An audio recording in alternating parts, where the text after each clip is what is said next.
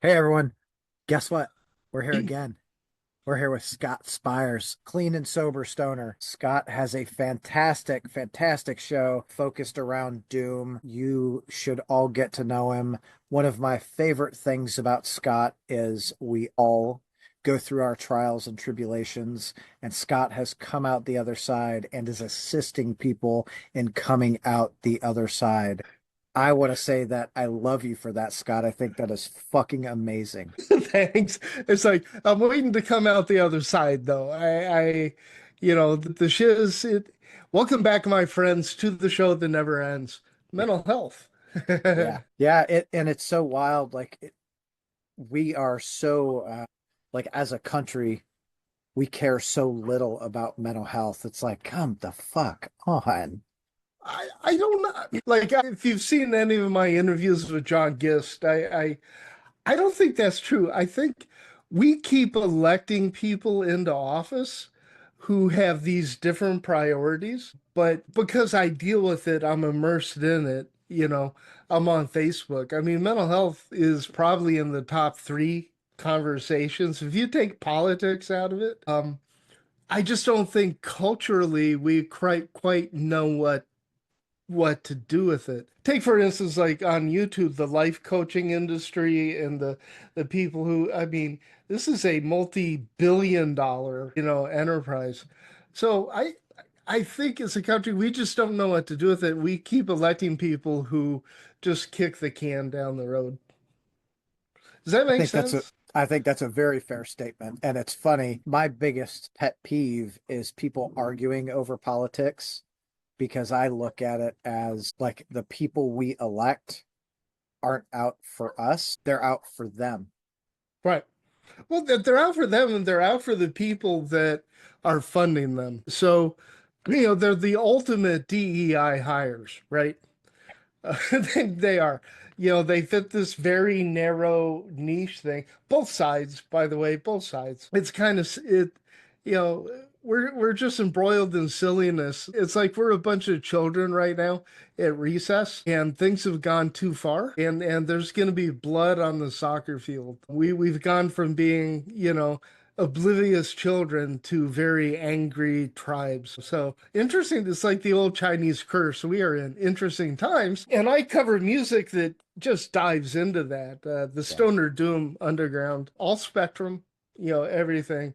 But we've got you covered. If you have anything in life that hurts, it drags you down, you're bummed about, you're outraged, we got you covered and without tremolo picking. And the cool thing is, like this year was year one for Planet Desert Rock Weekend for me, where you and I met. Yeah, yeah. And the the feeling of family It was incredible. It surrounding that. was it was it was incredible. It really fucked me up. It did because that was such an overwhelming experience on so many levels that yeah, it was bizarre. And I'm as far as YouTube goes, I'm nothing but not being able to walk across the room without people coming up. And again, the mental health stuff. And, Mhm. they're drinking, they're smoking, they're doing all this stuff. And, I put in that one video, I was that close to smoking weed after 32 years. And they circled the wagons, right? They're keeping me from, but they're still passing around the joint and they're still hitting their stuff. They just have their hand out going, no, no. It was awesome. Yeah, well, it is, right? Like it's so funny that people are like that. They're like, I'm gonna smoke. Like I know you're in recovery. Stay the fuck away from it. Well, yeah, Um, it's the opposite of what 12 step. It's the exact opposite in my experience of what AA and NA, the echo chamber in those groups say. I found it's been 32 years. My strongest advocates have always been people who are using or drinking, which is heresy. I may get bolt of lightning, the spirit of Bill W is gonna that of the NA Nazis will hear me. Very protective group of people. Very yeah, very close knit.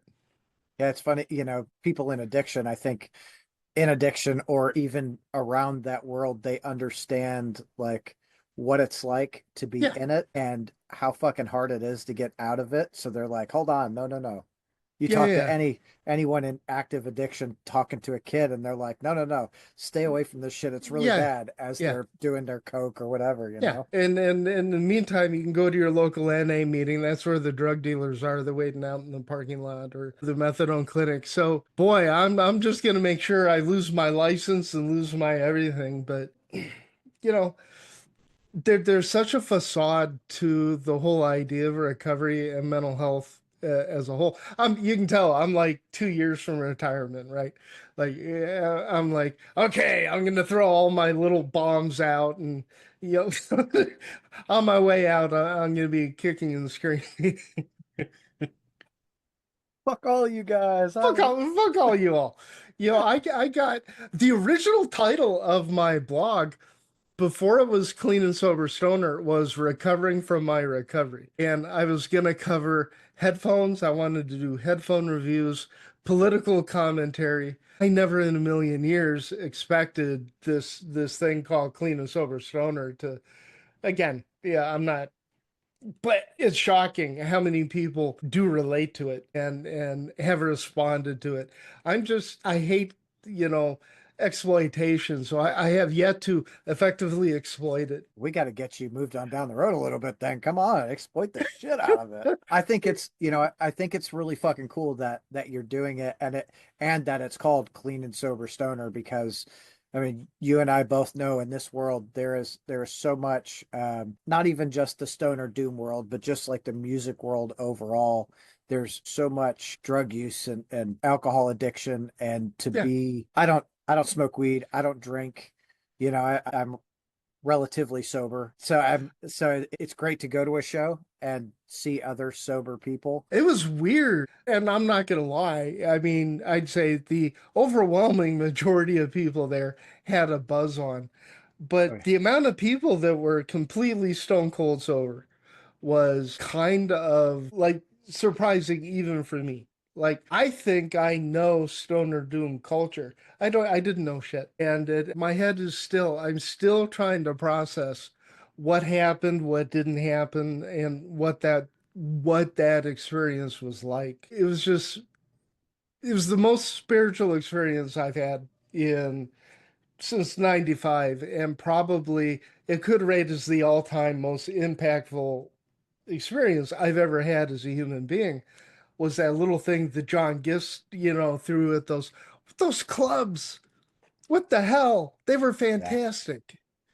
Yeah, I think like Count Vamped, I really liked being there because they had tables and chairs to fucking They sit had at. to, like you couldn't like the area to stand was like this Just big and the rest of it was all tables and chairs and it was just so the opposite. Now the bouncers were a little hardcore. Like I planned on getting full footage of full sets of bands.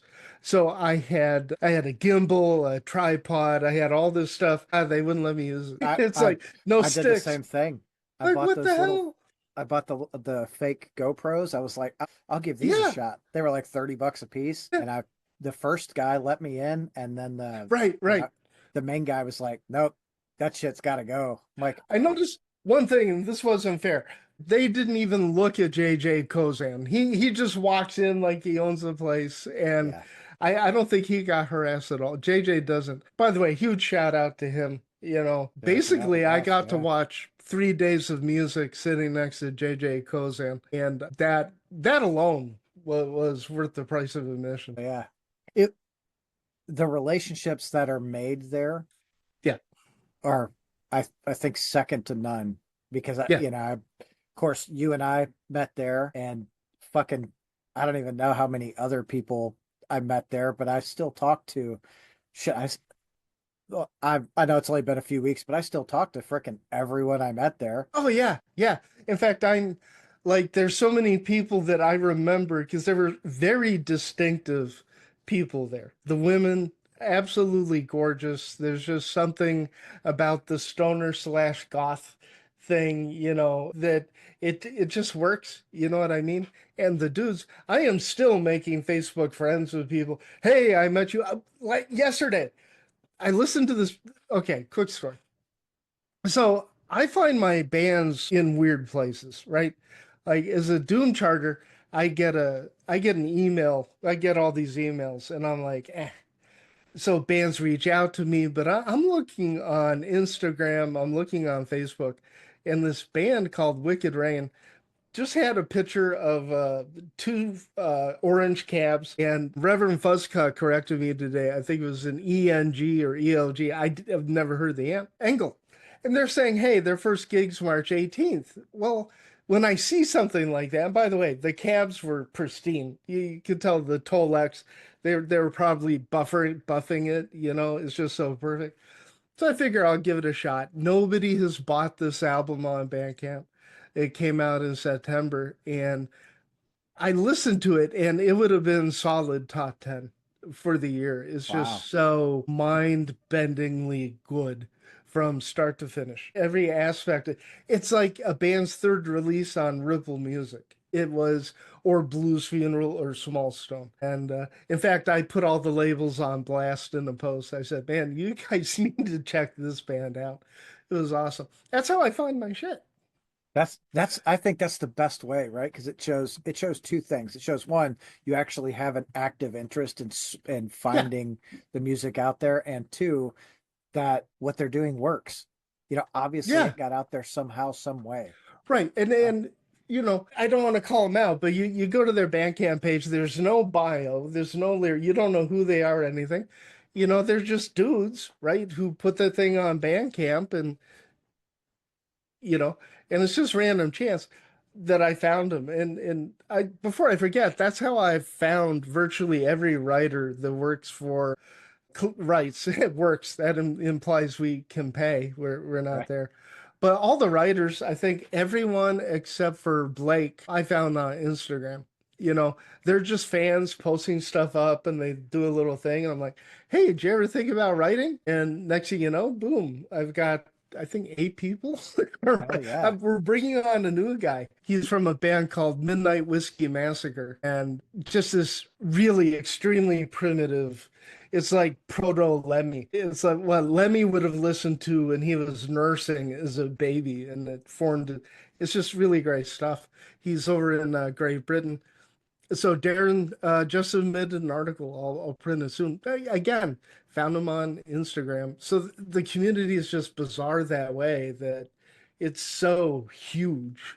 Yeah. And you find things you just never know when you're going to find things. By the way, it turns out we were at Planet Desert Rock with the bass player for Wicked Rain. He was there. Like I had talked to him, and it's like it's the gift that keeps on giving. That's so, that's so fucking awesome. But like I said, sounds like it was your first time there too. Oh yeah, yeah, yeah. I don't go to shows. I can't. So yeah, that was just. But Sergeant Thunderhoof playing the United States. What am I gonna do? Now, I don't like shows. I don't. They physically and mentally harm me. But I wasn't missing them for anything. The funny That's thing is, every band that played there was worth going for the same reason, right? yeah. From Sam Aveo opening the thing, just every band, and then Germ, Jesus. I'll never get Germ out of my head. I literally like that was the band I probably did the least amount of research on, and I Right. was like Yeah. it'll be what it is, and they were one of because I had a couple of sets that just blew my fucking mind, and they were one of them, and I would like my buddy who went out with me, he was just like we're in awe watching them fucking play. Oh my Yeah. God.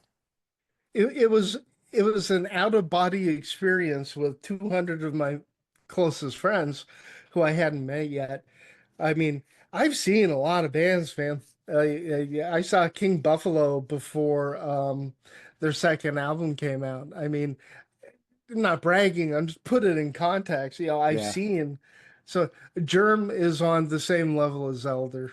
Germ, geez, yeah, that I'll never forget that. And it feels weird to remember that a month ago I was there and Yep. that I saw that because it's surreal.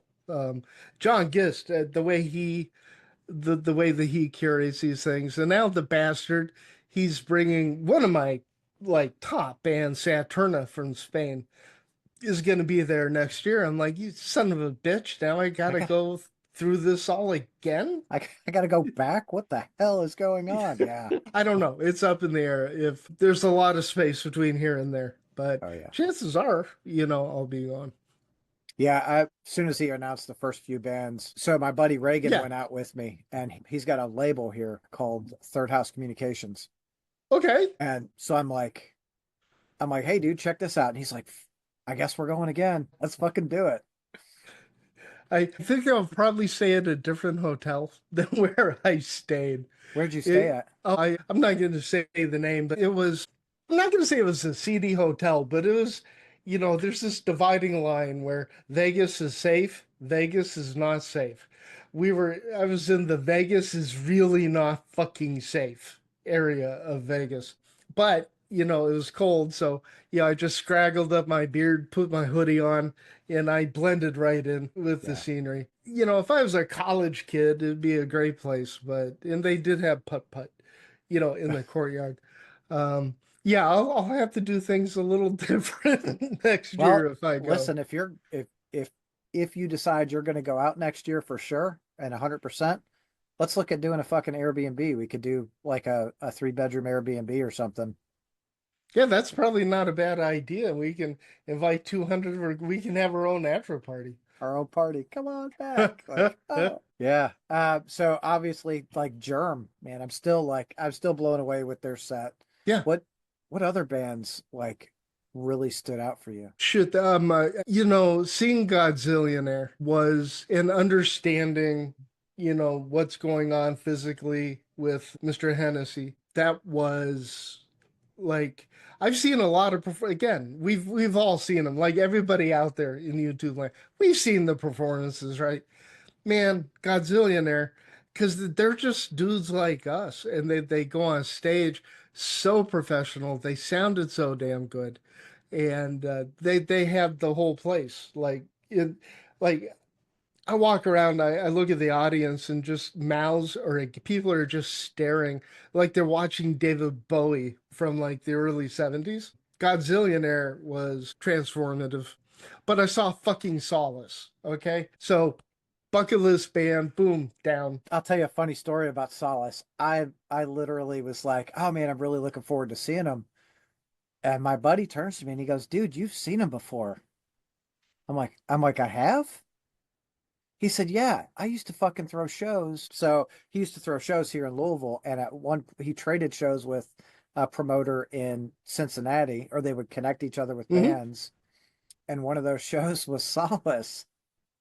How long ago? Like, was it with Like, Jason or was it? like 20, probably 23, Oh, 20, okay. 23 years ago, something like that.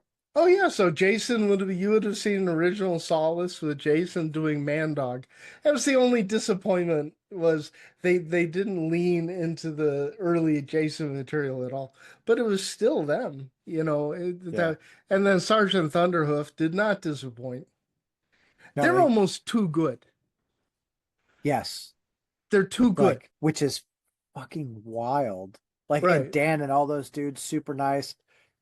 Where were we? We were at the record store down a couple blocks away, and here they fucking come, and Dan like they look in the record store, and Dan's like, "Hey, Tom." I'm like, Yeah, "Hey, yeah, Dan, yeah, what's yeah. up?" Yeah. Yeah.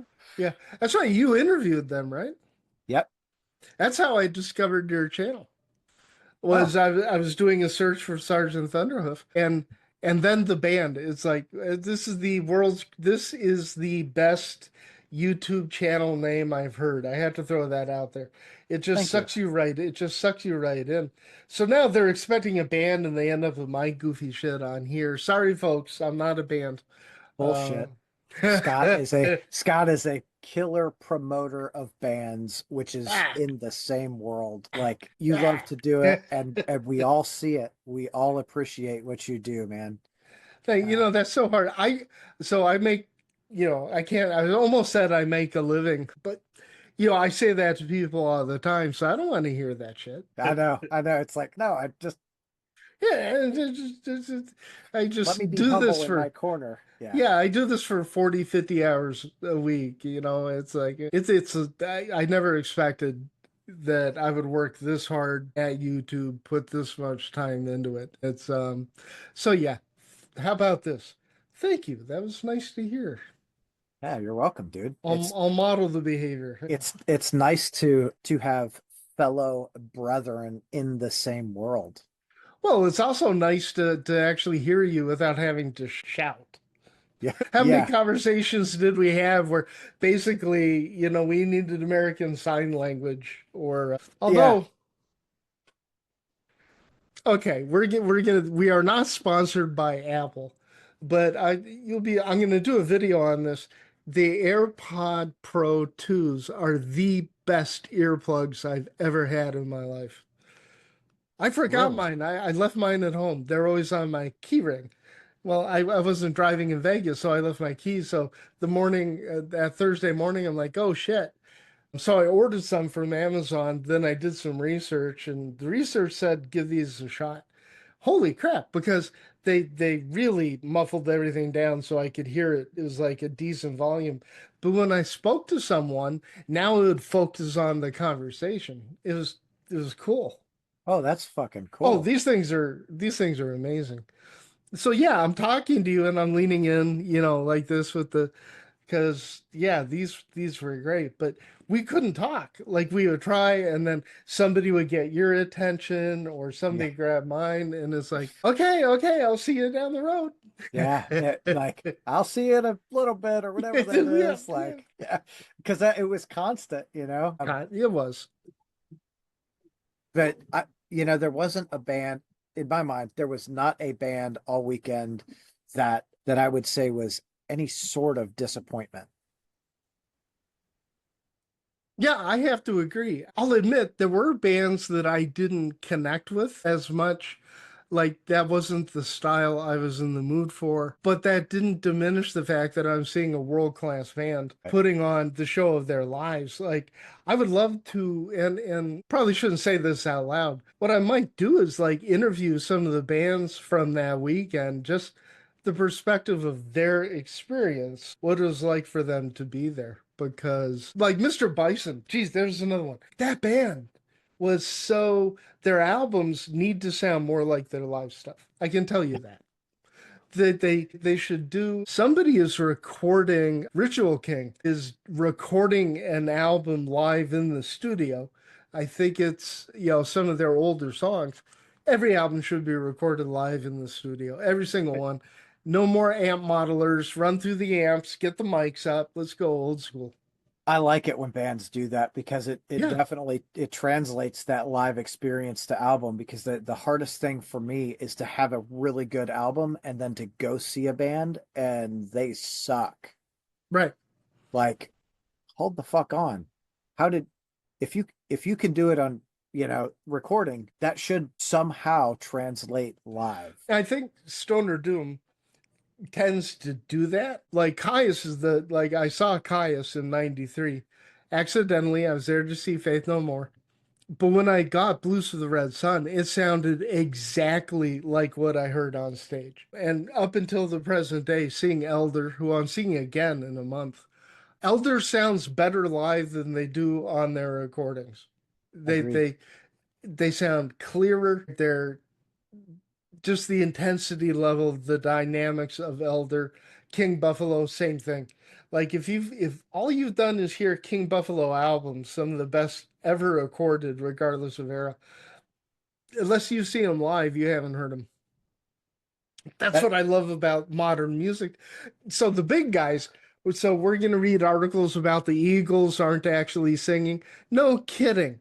Like that is the fakest of fake band. It drives me nuts. The whole controversy of Kiss and you see this on all these bands. Okay, today the modern stuff, forget falling in reverse and everything's on their right. computers. The modern rock bands have brought it at a level, and the technology allows you to do it. The front of house speaker system at both clubs was the best I've ever heard, and it wasn't 120 decibels.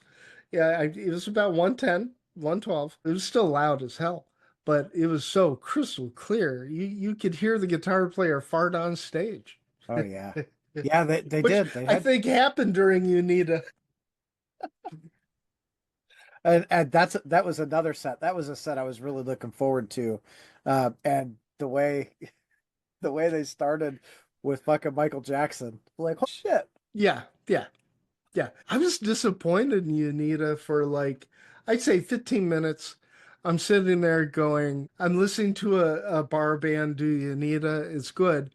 Something happened with them. They shifted into this next gear and like holy crap, the performance of that band was that was top. How do you top that? Right. I can't wrap my head around how good that band, even though they had all those technical malfunctions, we had the 5 minute bass solo, and I didn't care. Like that bass player's smoking. Oh, You for need sure. The night of their set, I talked to Arthur. I probably talked to him for 20 minutes, like after their set, or maybe it was before their set.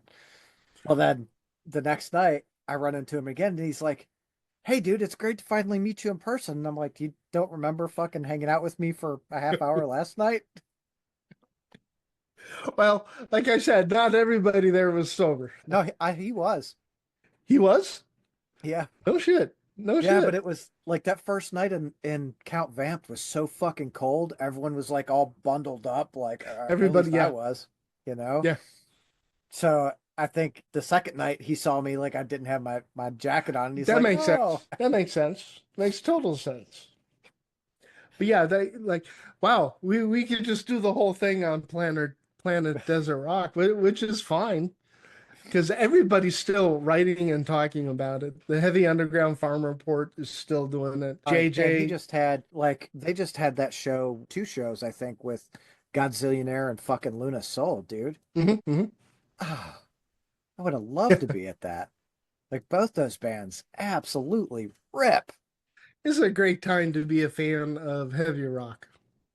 Absolutely. Absolutely. So let's change gears for a minute because this Okay. is I saw a video of you earlier and Oh no, not that one. yeah, you just No. I'm not gonna say exactly what it was, but Go ahead. Go ahead. it was just you being vulnerable, talking Oh, like coming through the things you deal with. And I wanna like yeah. the thing that I'm most curious about is what for you, what was that the catalyst for you getting sober? Oh, why did I get sober? Yeah. Oh, that's easy. Like that was no mystery on that one. So, I had a multi-year history methamphetamine addict, multiple year history of weed. But I gave up, especially the weed for the alcohol. So what happened was my tolerance got so high that I could drink 2 cases a day. I'm not kidding. Like I was drinking to roughly a point 0.4 to a point 0.5 level. And then when I went to sleep, I'd get down. I I do this for a living, so I know the calculations. If I got down to like a 2.4 or below, which that in itself is 3 times legal limit, I'd go into withdrawal. And that happened for a solid week. And I was like, man, I don't know how the old timers handle this shit. So a girl, of course, called me and said she loved me anyway, and she was coming from extreme northern California back to where I was living. And she's like, I want you to stop drinking. I love you. And I'm like, okay, I'll stop drinking. So I did. And the next day she's there and we're holding hands and stuff. Well, while she was in Northern California, while I was drinking, I was talking to this guy, we'll just call him Chuckles, about my and her's relationship. Turns out he's the cousin of the father of her children. Yes, it's basically trailer park stuff. So she goes from I'm with you forever to don't ever call me again. And I was devastated. It was like 5 o'clock at night, and it's like, oh shit, what am I gonna do now? And that's when I had a white light moment. I fell asleep, woke up, and I didn't sleep for like 3 days after that. I should have been in the hospital, but my reaction to the alcohol, the physical withdrawal, I had delirium tremens, I'm vomiting, I'm shitting the bed, the whole thing. That was enough. It got through to me. That, So I feel like that would do it for most people. you would think, but yeah. So yeah, I jumped heavily into 12 step at that point. But really, I looking back on it, I should have been hospitalized. Like during the 12 step call, the dude says, because I'm like, I haven't slept in 3 days. He says, well, nobody ever died from a lack of sleep. Correction. Correct. No, no. I Yeah. should have Yes, they been. have. I should have had Valium, or they should have brought me down. You know. Um, so yeah, and it sucked because I did a hardcore, NA, Northern California. So no medication, no therapy or anything. And yeah, that was rough. That was a rough 2 years.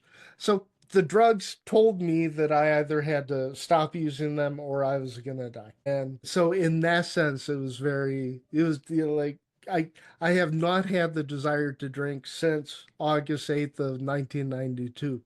Now, weed, different matter, Oh yeah. which I also addressed. But no, the alcohol thing, that was enough to convince me that, ugh.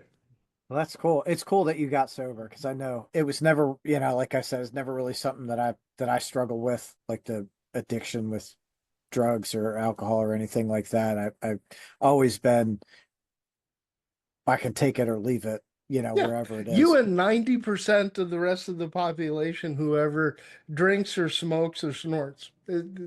Truth, it's another heresy. I don't think it's 90%. I Oh, feel it like is. of course, again, I don't know because most of the people I've always been surrounded with are, you know, they Well, drink a lot, well, and yeah, yeah. so I don't Okay, I'll know. give you 80. Okay.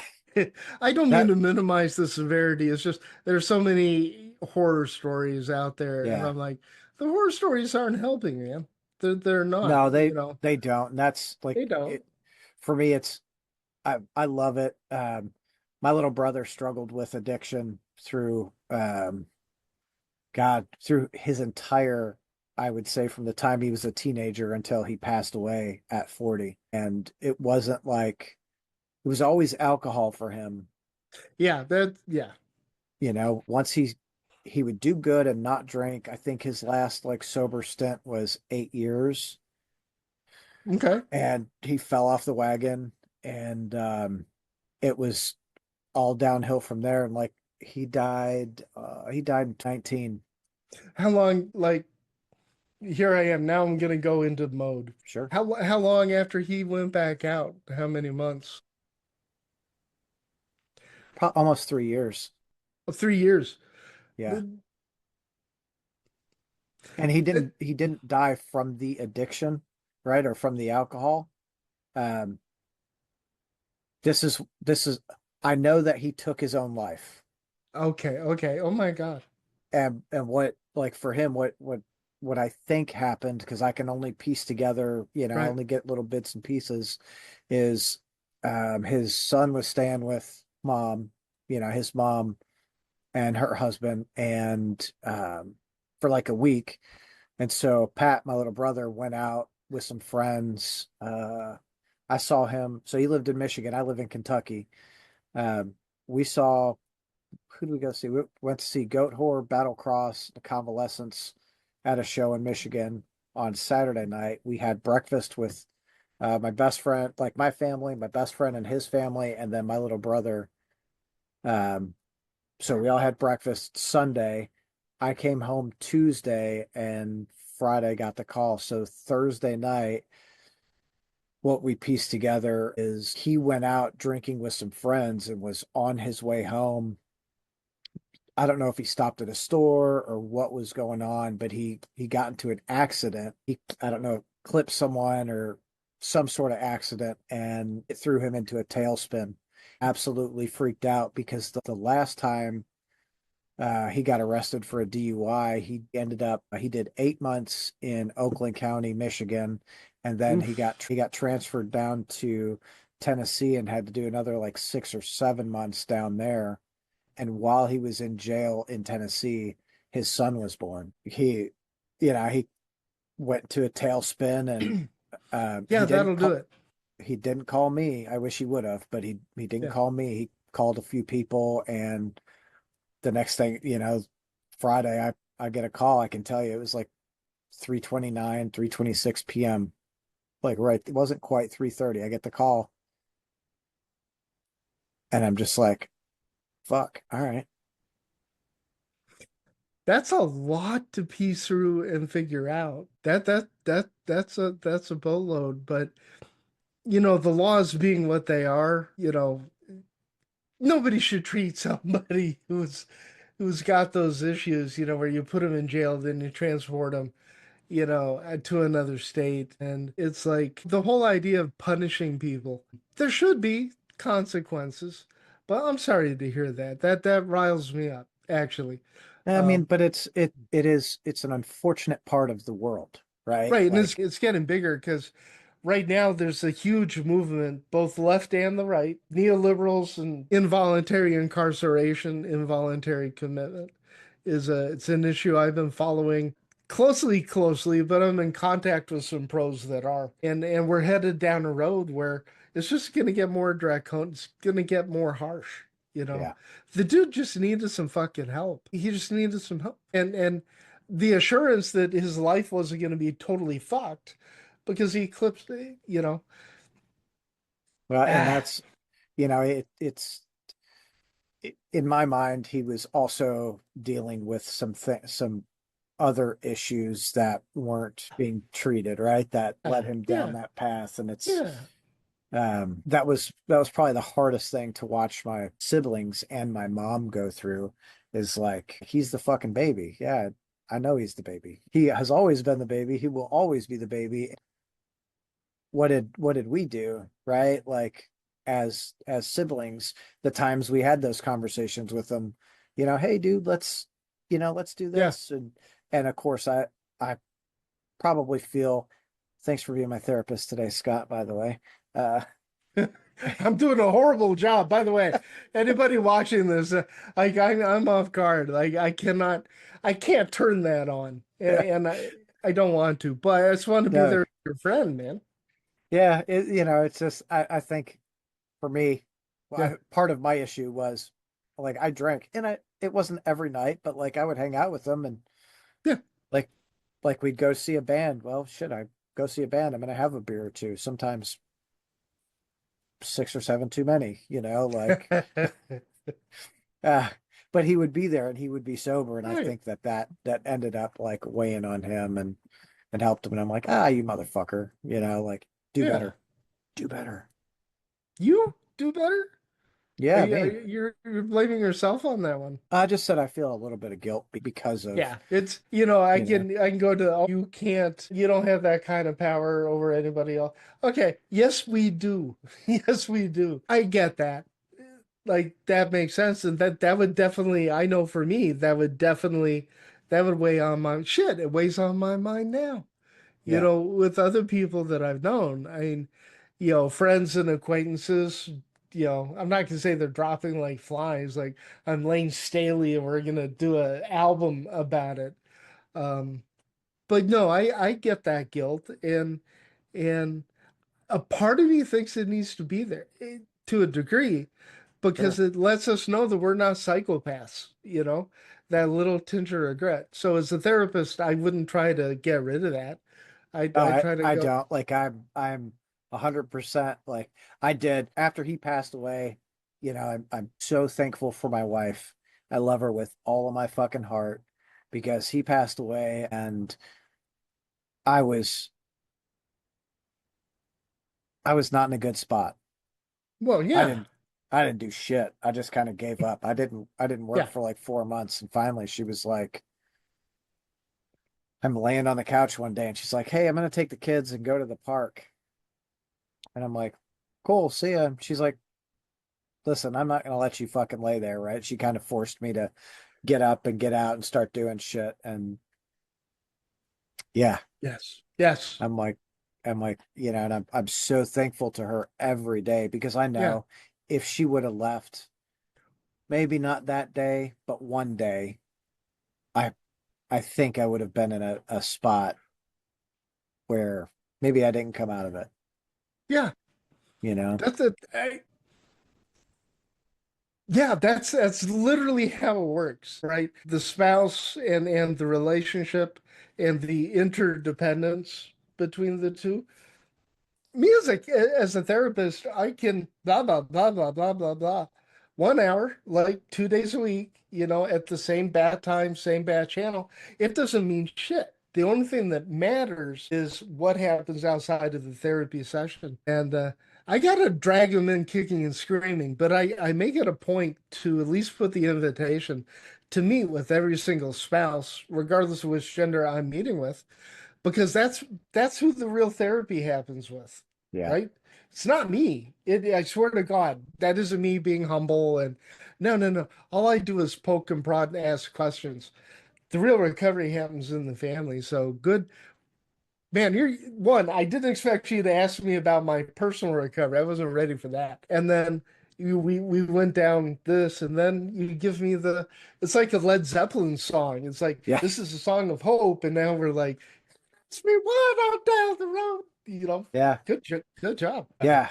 Well, it's I like having these conversations because I think there are a lot of people out there that Yeah, like most of us, right? We don't understand they don't understand everything that goes around it. And yeah, I I am 100% with you when you can go to therapy and therapy's great, like if you feel you need it, go, please. Sometimes if you don't feel you need it, you probably need to fucking go too. right. In fact, here's my Psychology Today profile. We'll link that in the comment. I'm kidding. So, but then it's the community around the person. Period. Period.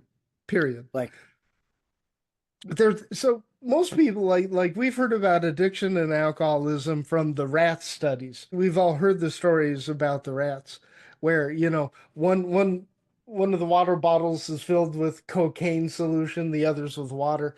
And I know exactly what you're gonna fucking say the because it rats goes will from, the rats will drink the cocaine water until they die, right? So next thing you know, now we have dopamine theory and they're addicted to it and all that. They replicated that study, and it's in the book "Chasing the Scream" by Johann Hari. And I've double checked and triple checked. It's just my memory is I think I want to say it was Johnson, but when you don't know the study, you just say, "Oh yeah, Johnson," etc. Anyway, they replicated the study and they instead of cages, right? They put carpeting in there and they put little couches and it was a comfortable place. And the rats wouldn't touch the cocaine. and it They wasn't wouldn't. just one, it It was a was, yeah, community. yeah. It was a community. So when you isolate a rat or isolate a human, and the only option is the cocaine water to feel, of course you're going to go for who wouldn't? You'd be crazy not to. But the environment, community associations, that at the end of the day, that is the solution to the whole thing. I, I In think, most cases with I think, the right medication, right? So an opioid addict should probably take methadone or Suboxone. An alcohol patient should probably take Vivitrol or actually Suboxone also works for alcohol. Least effective dose and socialization. And that's where 12 step is ahead of all of us. I'm very critical of 12 step, but you do have a community is twisted as I think it can get. Nothing replaces that. So I right. think you're totally right. And it Well, starts in the home. they did I don't remember, it was either Harvard or Yale, and they did a study over 80 years with people with the same kind Mhm. of in the same vein, but it wasn't focused on like drugs or anything. It was focused on community. And Right. people who were isolated were was it 87% more likely to come up with mental health Yeah. issues than Yeah. people who were surrounded with Yeah. community. My best friend, Al, who I've mentioned in a few videos, that's his big thing is the loneliness epidemic. And what I try to point out to him is there's such a high percentage of people suffering from the loneliness epidemic that if they simply chatted with each other on Facebook a little bit and they'd find common ground, and next thing you know, boom. It's Yeah. just that's a very simplistic way of putting it, but it's also kind of true. And that's what we found at Planet Desert Rock Weekend and at the other festivals. I think that's why heavy metal fans, there's numerous studies on this. We have higher resiliency, higher coping skills. We have the same amount of mental health issues. They're just less severe. Like it's simply more managed. It's the community. And so, wow, now I feel really inspired. Now we got from Led Zeppelin to Iron Maiden. Now we're now we're gonna take over the world. We're fucking everywhere. Right. With the and I love the Cannibal Corpse behind Oh your yeah. head. First time I ever heard them, it's the only album of there's only a recording. I think it was Nativity in Black. They did Zero the Hero by Black Sabbath. And it was like, okay, that's fun, but it didn't. I'm I'm like I just love music as a Yeah, whole. yeah. And when I was, I don't want to say super young, but I was probably like shit, late 80s is when I really started getting introduced into like death metal. So Oh, preteen. perfect time. I Yeah. mean, you're talking the golden age of death metal. Yeah. And Cannibal Corpse, I think it was 92 with Tomb of the Mutilated, which was my introduction to them. And I was like, holy shit, what is this? And I still every chance I get, I go see them live. And I just went to see 6 Feet Under, who Chris Barnes, Right. left Cannibal Corpse and started, and he sober 2 years now. Yeah, but you're bringing up a great fucking point. And there was I wish I knew I need to find this. I need to find this YouTuber. She's a therapist on YouTube, right? And very prim, very proper. Of course, drop dead gorgeous and blonde, but really critical of death metal, right? And she took it upon herself to do a deep dive into the lyrics of death metal, into the culture of death metal and the fans of death metal. And she came out of this a complete fan of Awesome. bands like 6 Feet Under. It was about Slipknot specifically, which isn't death metal, but Slipknot, has that very dark, angsty culture behind it. Totally cathartic. Totally that's the healing property that I think heavy metal more than any other. I'll throw it out there. You want to talk about really fucked up scenes with rampant alcohol and drug abuse? Country. Oh yeah. Country is crazy with drugs, alcohol abuse, the whole 9 yards. But they have that image, except for, the outlaw dudes like Willie Nelson, Waylon Jennings, and of course the man in black. Johnny Cash. Oh yeah. I'll tear up when I talk about that. He was a heavy metal fan, man. I think there are a lot of people out there who are heavy metal fans and kind of going the other way. Like I told you, I love all sorts of music. Well, Hmm. Dave Matthews, I need to preface this right now. Yes, I you am do. not I'm not a Dave Matthews fan, even today. No. Dave Matthews, he was so awesome though. Did anybody outside of Hootie and the Blowfish write a smoother, better, easier to listen to song than Dave Matthews? Master songcrafter. I'm not gonna listen to him, but I respect where respect's due. So he did release one album that I enjoyed, and it was his acoustic album with Tim. Shit, what's the name of the album's Live at Luther College, and Ooh, okay. it's just those two, and Okay. fucking phenomenal. Great album. Wicked ass guitar player, by the way.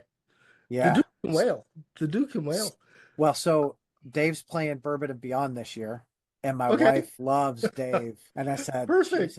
she's always trying to get me to go. And I said, I'll tell you what, if you want me to go see Dave at any point, this is probably the scenario that will get me there. Like Tedeschi Trucks is playing. There's that the hell of a show. Hell of a show. And Hell of a show. I'm like, I will go. So I actually went with a friend of hers and her friend's friend a little earlier in the day because she was, I don't know, taking care of kids. She was doing something. And this band, the Red Clay Strays, were playing. And her friend's like, oh, I really love this band. And we go over and we watch. And I'm like, who in the fuck is this? And she tells me, and I'm like, dude, they are awesome. And she looks at me like, what? I'm like, what? Like I really like it. I think they're fucking good. Yeah. She texts my wife, oh my God, Tom likes something besides metal. I I took so for birthdays in this house, it's about events. So I booked a country concert with some. I didn't know anything about Jason Isbell, and I think the 400 or 42, whatever it is. So go to this country show. It's country. Jesus, that was the heaviest fuck thing. I couldn't, the opening act, I wish I could remember the dude's name. He's like 70, 80 years old. Just total stoner. I could see John Garcia, singing for him. Amazing. And then Jason Isbell, I felt like they tricked me and I'm seeing barrenness because three guitar players playing at a level I can't even wrap my head around. The most professional show. Jesus, that band was smoking hot, You need to smoking hot. figure out what band that was. Jason Isbell and I'll tell you, I'll Oh, tell you. I was thought you were talking about the opening band. The opening band, it was some dude, Hispanic name. I'll figure it out at some point. I'll give you a little shout out, if I All right. remember. I have a very long list. This is Yeah. honestly, it's gonna be here. I've got I've got bands that gave me Doom Charts codes, and I just realized I haven't given them to the Doom Charters yet. Smoking, So smoking set outside of metal and outside of Stoner Doom. And I don't care what the label, what the genre is. We've never lived in an age with this kind of good music. And it's like it's an agreed. embarrassment of rich. They can't make any money, right? So the posers can't make it. I don't know if people have wrapped their head around. The only thing that's left right now is either AI generated crap on Spotify or musicians who really, really care. The ones who want to make a quick buck, they all have their YouTube channels and their podcasts, and they're doing other things. I don't think Katy Perry would be able to come up and make it today because you actually have to I, play.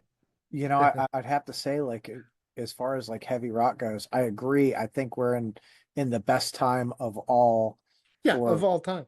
heavy rock, and I feel like what we are witnessing in this realm, stoner doom, the psych, all of it. I feel like now we're watching it really start to blossom.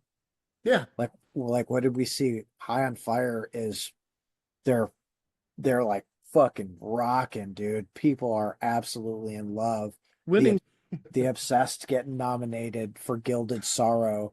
Like, holy Yeah, fuck. I can't tell you another time where anyone in this vein right. has been up there. I put up a video. It was a clip of one of my things saying that Stoner Doom is inevitable. It's not if this will happen, it's inevitable. And I think that it's like a caldera, not necessarily a volcano, but a caldera, the sunken things where Mhm. so much pressure gets built up and it's all underground. And eventually, um, I think we're going to see it. And I think we're going to see it in the next few years. There's some likely candidates for it. Castle Rat, I think, if I had to pick one band who's going to cross over and actually, end up on Jimmy Kimmel Live instead of just Knocked Loose. Can you imagine the American audience seeing Riley Pinkerton with her costume? Man, instant hit. The girls are going to love it. I thought it was Um, fucking crazy that Knocked Loose got oh, up it was there. Like, totally crazy. what the fuck? And don't get me wrong, I hate that shit. Like as soon as I listen to that noise rock stuff, I'm like, ah. That doesn't mean I don't respect it and love them. It's just my Again, the live show for really, them, really. oh, How's their live 100% show? out of I this don't know, world. man. That Like, might pound my brains into submission. Look, I'll admit it. The younger generations, Gen Z, even Gen A, coming up now, they're way too hardcore for me. They're too good for me. They're I they're I stand back by the wall. Like, They're doing things today that my generation could only dream of. There's so many, only so many times I can listen to, 70s music classics. It was great. It was more original than today, sure. Were they more experimental? Sure. But the musicianship today, the composition ability today, the recording ability today is light years ahead of where most of those classic albums at. There's some exceptions. Back in Black is still Back in Black. So, okay, boomer, relax, relax. Yeah. Me being a boomer, I can say that. Um, but yeah, but I think it extends across all music genres, and it's just there's so much of it it's hard to find, and that's where channels like you and I come in. yeah, Of throw out the little, we throw out the breadcrumbs. Hey, check this out. How check this out. Hey, check this out. And okay, so we only get 100, 200 views. 100, 200. Are you kidding? For these up and coming starving artists, that's like godlike. yeah. Oh my God, 200 people heard my song. Damn right, Mooger Fooger, and you deserved Right. it. So, yeah, And that's, the coolest thing is having those conversations with those bands who uh aren't jaded with media, like yeah. they haven't done 4,000 interviews. You get to have a conversation. I actually had a conversation with a band. Do you like Temple of the Fuzzwitch? So Blake Carrera, he's with Stay Dead, which is a big super group, and also with IWAS. He wrote an article for me. I think I put it on Monster Riff. Temple of the Fuzz Witch saves rock or something. As soon as I hear those vocals, as soon as I hear the blackened stuff, I freely admit, I kind of go, Okay. I respect That's them, I love them. that's They why I just, asked that though, yeah, because like I think with that, that's something you either like or like it's not for you. And I asked that like that particularly because I know you know who they are. yeah. I mean, they're one of those bands that if they keep doing what they're doing, probably going to be talking about them with the same reverence, that we look. I'm not going to say the obsessed because that's legendary stuff. But there's that's a band that could easily, if Knocked Loose is getting on Jimmy Kimmel, I don't see any reason, because I think Knocked Loose would be the gateway drug to something like Temple of the Fuzzwitch, I which would be a agree. further gateway back into here. So, and by the way, Temple dudes, I love you. It's just I can't like everything. Yeah. I Yeah, can't love. Wait a minute, I can't love everything. that is So, true. so Well, Blake is hanging like behind my shoulder because, like, I will gladly give up the bigger bands to Blake and Gypsy on the channel. Mine is I like the relentless search for Blood Lemon, for Banshee, um, Snake Mother, who unsigned band. I got the interview with them, and now they're on with Ripple. They just recorded an album with Dave Ketching. It is Tooth, another example. Um, but Thou is an example of a big band that we covered. Thou is pretty respected and yeah. pretty well known. So I gladly hand over, and we have a big one that I literally cannot tell you. But we have beached, we have hooked the great white whale. We have a whale coming in. So Clean and Sober Stoner, be sure to like and subscribe, over there, and of course like and subscribe here. Um, It's going we to be do Matt Pike. we do have some bigger we do have some bigger bag. You're not gonna Good try. No, it's actually not Matt Pike, but you're not far off, so it's big. So, do you know Blessed Black? I do, and I appreciate seeing the shirt. They're one of those, all of a sudden, everybody's talking about and referencing Blessed Black, so respect dudes. They are so fucking good Yeah, live. yeah. I actually met the front guy Murph. He where were we? We were at a cattle decapitation show in, Good family entertainment there. yeah. So we became friends, and I'd never heard Blessed Black before, and they were playing with Fairy Ring, and Oh, there's a they, band. oh, There's dude, a band. yes. There's a fairy ring. New one should be out soon. Yeah. Did you see the liquid filled vinyl they put out? They didn't No, do, I don't know how many copies they really did, but I think they did under 20. really? Yeah. And somehow I stumbled upon it. And so I messaged him. I was like, I hit Kyle up. I was like, dude, what the fuck is that? And he's like, oh, I just put five of them up in on Bandcamp. And I'm like, woo, yeah. Get over there. Sold out. Like, fuck. Yeah, I'm like, oh, dude, they're sold out. He goes, get over there. I'm putting two more up. I'm like, yes, I that love those motherfucker. guys. I Yeah. kept trying to interview them 2 years ago, but they were delivering pizza. And that's what kills me. That album is Weary Traveler. Yeah. coming up on 2 years. It's still is as good as anything that came out in 1974. I don't. It's just absolutely fresh. And those It dudes, is. I don't know how they fucking do it, but every time I see them live, I am dumbfounded at how fucking good they are. It's a matter of time before I see them. I think Ooga Booga's another band that's getting the same attention, and Aura Layer would be another one I'd have to throw into that mix.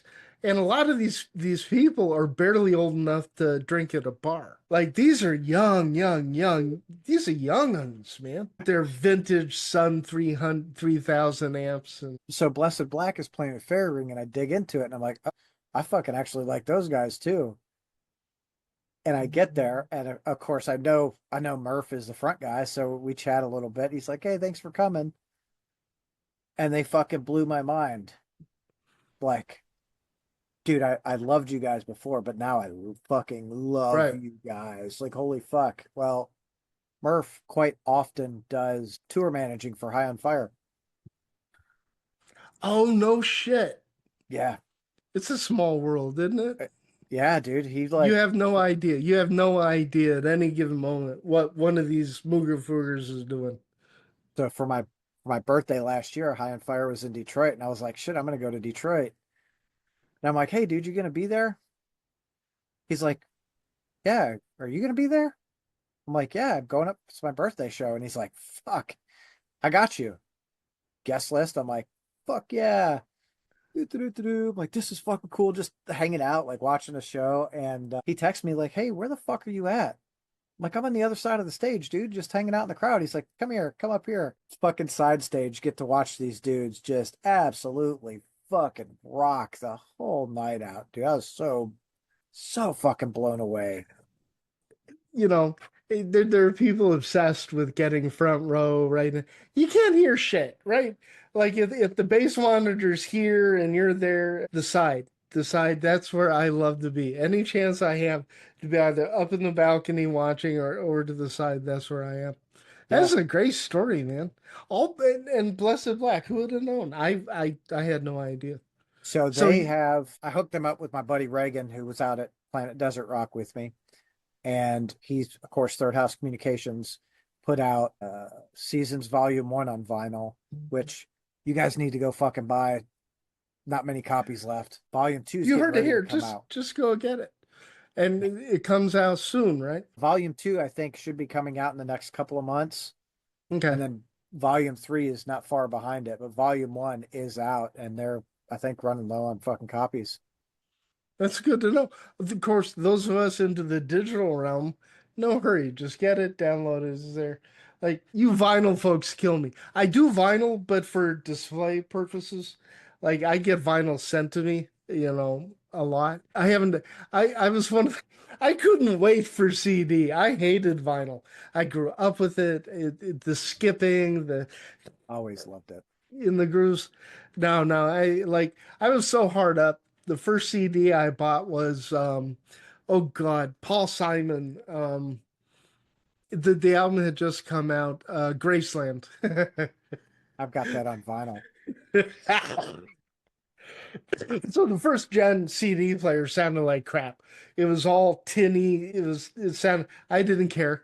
I didn't care.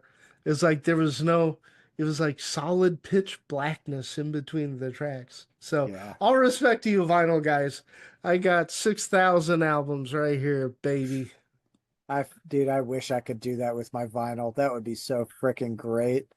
It's so, of course, it obviously vinyl doesn't travel well. And how the fuck do you put a No, record player in your car? you can right, right. That's why you have eight.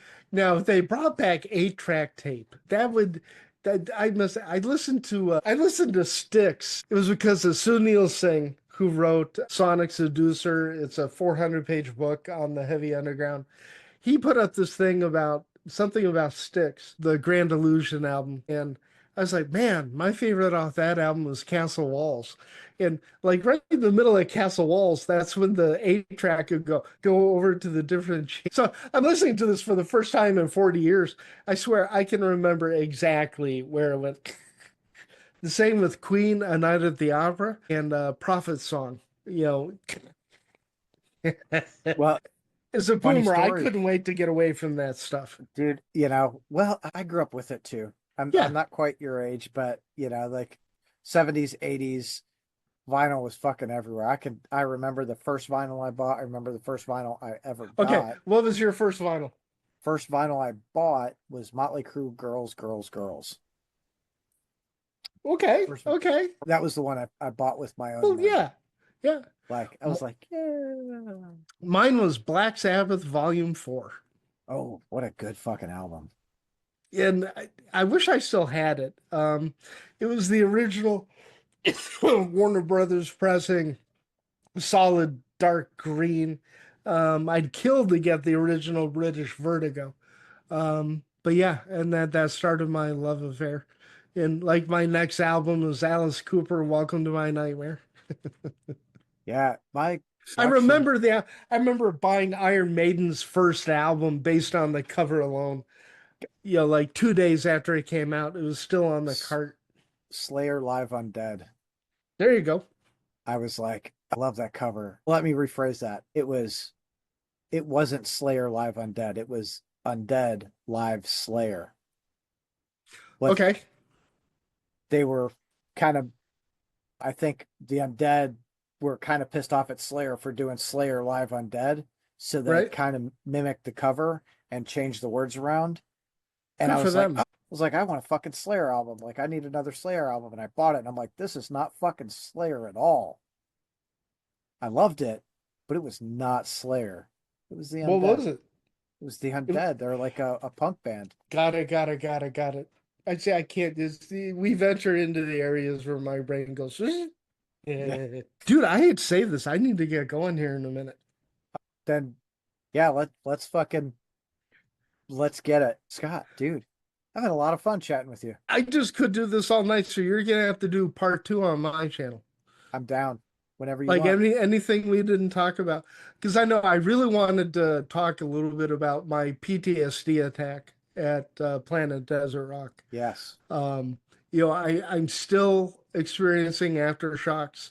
I finally was able to get, I think, 7 hours sleep 2 nights in a row, like Sunday night, Monday night. Hopefully, I'll be able to do it again today. Um, so yeah, let's pick this up. Probably won't be until late March or April. But we've got to do part two, man. This is a blast. Hell yeah. Except I just I get to I'm so excited I don't have to edit, right? And I don't have to ask the questions, so I'm just like all over the place.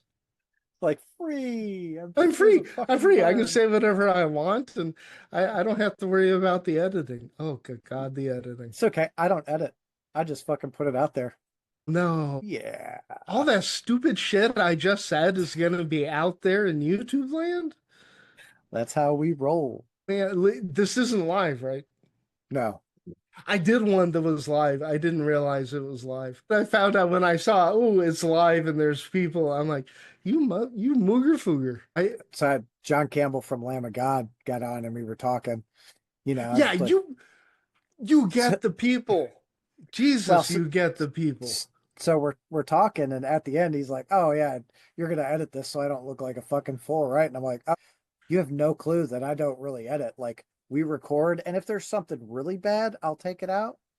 But There's something to be said for that. And so we have, I guess I'm not done. We actually hit monetization 2 weeks ago on YouTube, first round. So congratulations. I don't think nobody cares how hard that is, right? Oh But no. it's a big deal for us, right? We hit our 3,000 hours. We hit our, and we're painfully close to the full 4,000. So we're going to have memberships. I'm strongly thinking about taking, putting the unedited stuff.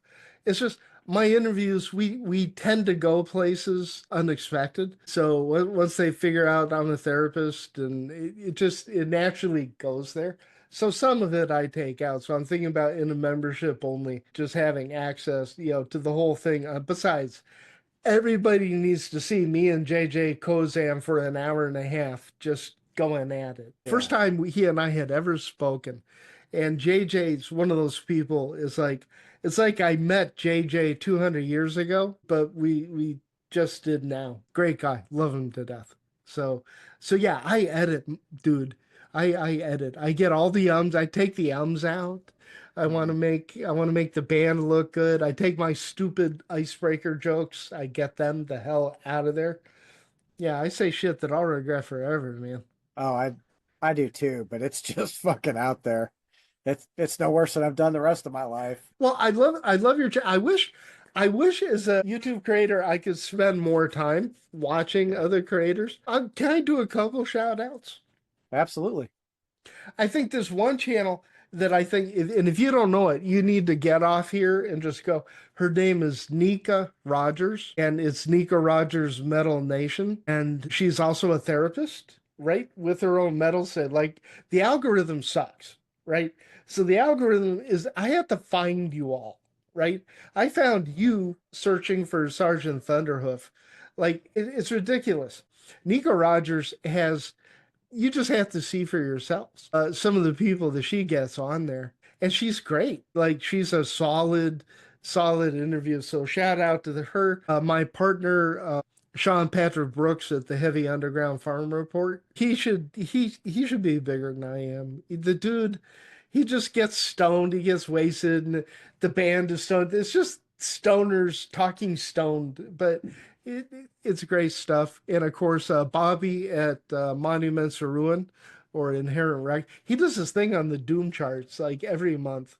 He is wild. He's got the best content of anybody in YouTube heavy metal. Bobby has the best content.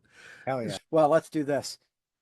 Guys, go check out Scott's fucking channel and all of the shit that he's doing and all of the other people that he mentioned. And Scott, thank you. Thank you for being a part of this tonight.